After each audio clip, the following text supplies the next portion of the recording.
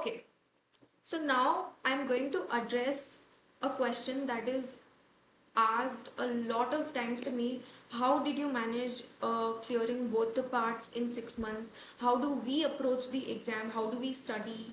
So let's go. First things first, I want to tell you that yes, I did it in 6 months. I did part 1 in January and part 2 in May. Here are my results. But it's also true that I have already known all of that concepts earlier because I am a CA dropout. I had cleared CA intergroup 1 before that. So for that reason, it was a little easier for me to uh, flow through it.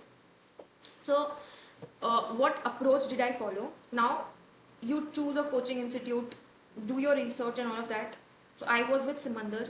So what I used to do back then, I would watch the faculty lectures. First step, okay, any unit, watch the lectures, the recorded lectures or live lectures. I don't know if you have time. Okay. Second step, I would open the Becker textbook. I would read it. I would not skip even one word. I would read it thoroughly.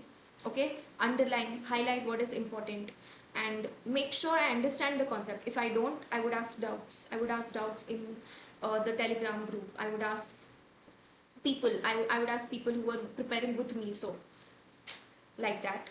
And then the next step was obviously hitting the MCQs. So it's true that in the first time you won't be able to like solve all of them in with so much accuracy, but you'll get there. You know, the first time you solve a unit, you solve some MCQs in a unit in Becker, you might get 40%, 50%. It's okay. Don't put so much pressure on yourself. You're just starting out. Okay, check what was incorrect, check why it was incorrect, make sure you understand the explanation that is given there. If you don't, ask your faculty, ask your teachers, ask your friends. So that's what I used to do, and I used to flag the questions that I thought were difficult and I thought were not uh, going well with my head. I would also note them down.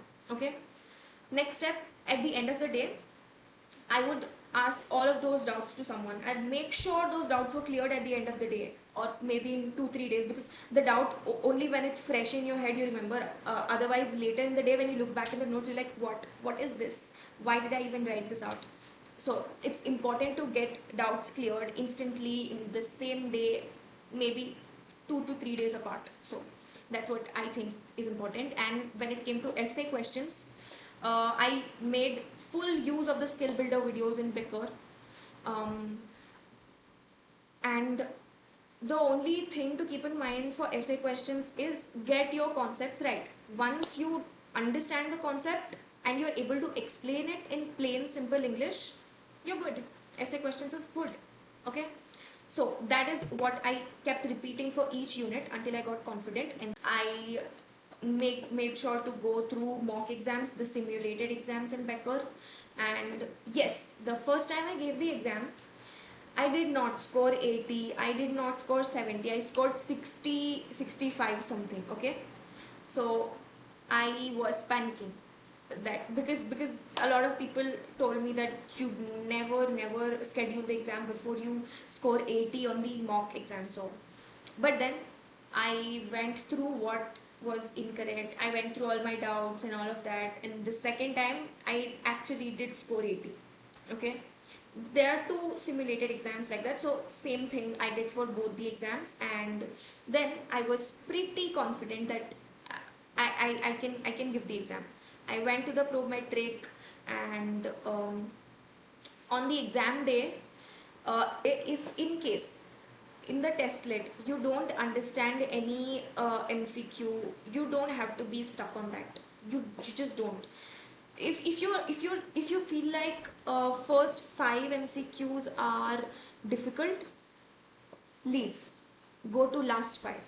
That's what I used to do. If I see a question, the first question that overwhelms me, that feels like, oh my god, I don't know this, I don't remember anything, well, that happens in exams. So leave that question, go to the last question, see what you can do, flag the ones that you can't, and then take deep breaths, come back, and then you will be able to figure out the ones that you flagged. So yeah, that was my approach to the exam.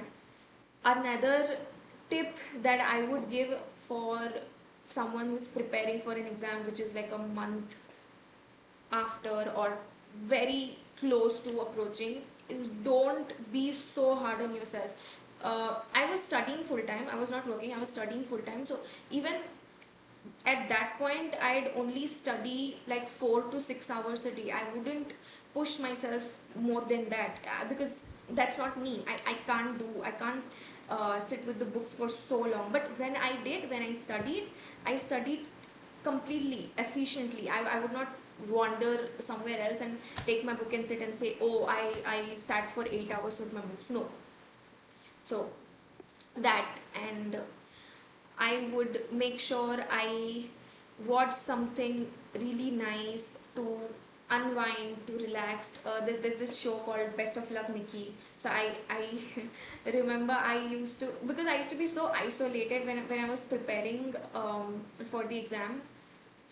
So I would in between breaks I would watch a few episodes of that show that would lighten me up, and yeah, it worked out. So I hope this was helpful for you, and subscribe for more such videos, more such guidance. Maybe in the next video I'll bring up all the, yeah, I'm not going to tell you what I'm doing in the next video, but subscribe and see you in the next video. Bye.